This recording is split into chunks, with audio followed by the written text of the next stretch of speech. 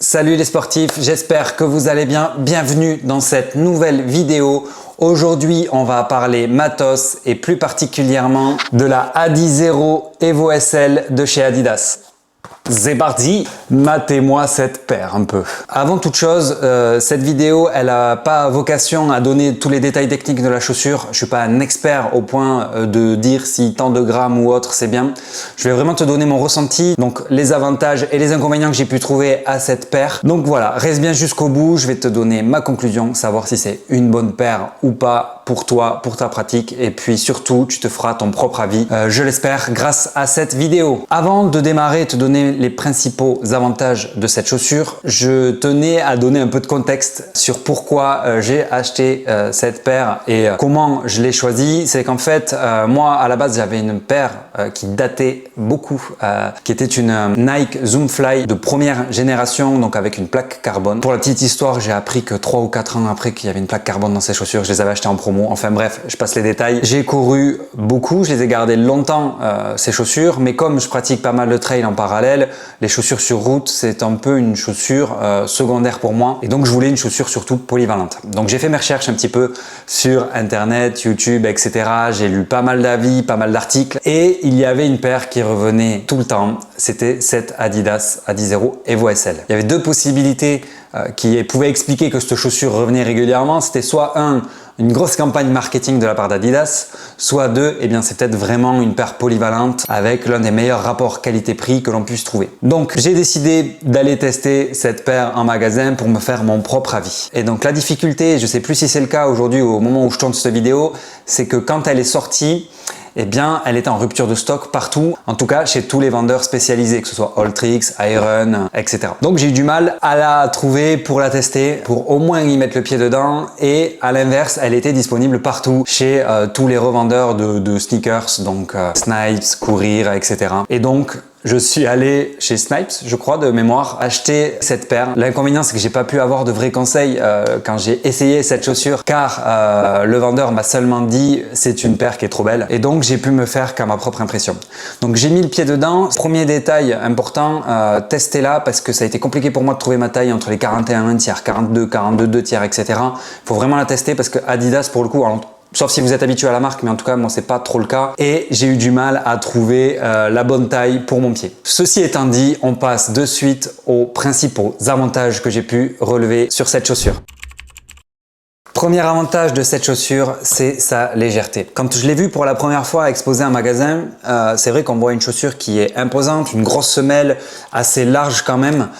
Et quand on l'attrape de suite, je trouve qu'on est bluffé par la légèreté. On s'attend pas à une chaussure aussi légère quand on voit son gabarit. Et ça, c'est hyper satisfaisant, j'avoue, de pouvoir l'attraper et de la toucher, de sentir que ici, de cette partie supérieure, on sent vraiment qu'elle est hyper fine. La mousse est hyper légère aussi. Et ça, c'est un point qui est hyper important parce que ça se ressent du coup quand on court.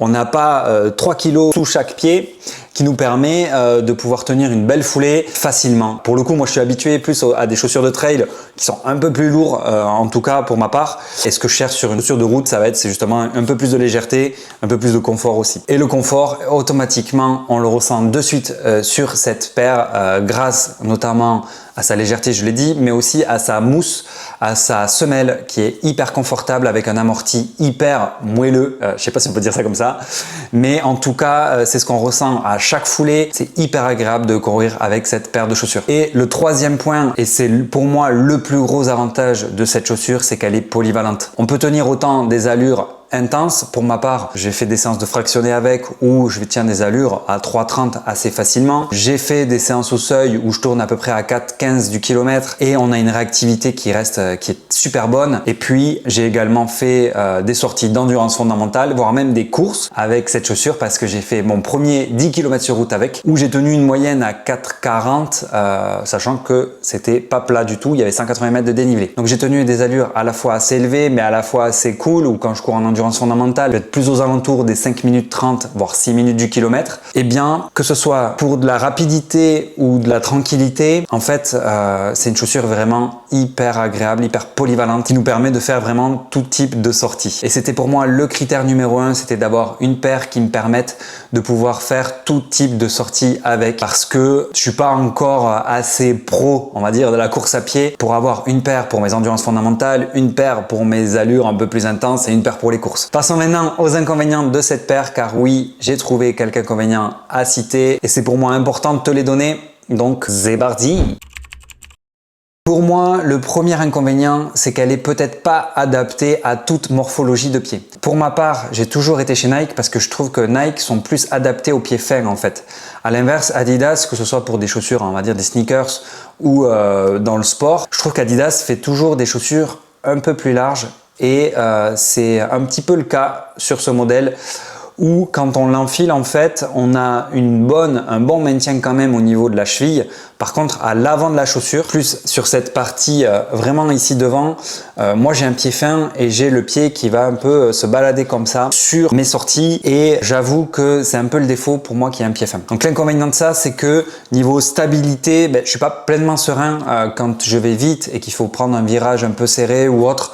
C'est vrai que j'ai tendance à ralentir un peu plus que la normale pour essayer de garder un maximum de stabilité et de pas me laisser embarquer et finir dans le décor. Ça, pour le coup, ça serait dommage. Maintenant, deuxième point que j'ai trouvé qui peut être un inconvénient, même si je ne l'ai pas testé pleinement sous ces conditions, c'est la semelle sous la pluie. On a une semelle qui est vraiment, en tout cas, hyper lisse. C'est vrai que quand je cours sur de l'asphalte, en fait, on sent quand même une bonne accroche. Ça, pour le coup, c'est indéniable. Par contre, le fait d'avoir une semelle aussi lisse, je sais pas si c'est psychologique ou pas, mais en tout cas, j'ai l'impression que si il pleut, je vais glisser. Et j'avoue que, comme j'ai dit précédemment, avec ma petite, alors même si c'est léger, mais crainte d'instabilité du fait d'avoir un pied fin, si je jumelle ça avec un terrain mouillé, j'ai peur vraiment de glisser pour le coup. S'il y en a qui ont déjà testé ce type de semelle-là de chez Adidas sous la pluie, n'hésitez pas à le mettre en commentaire sur la vidéo, ça peut aider peut-être d'autres personnes à se décider à choisir cette chaussure ou non. Et puis j'ai pas osé non plus la tester sous la pluie parce qu'elles sont bien blanches et que j'ai pas envie de les laver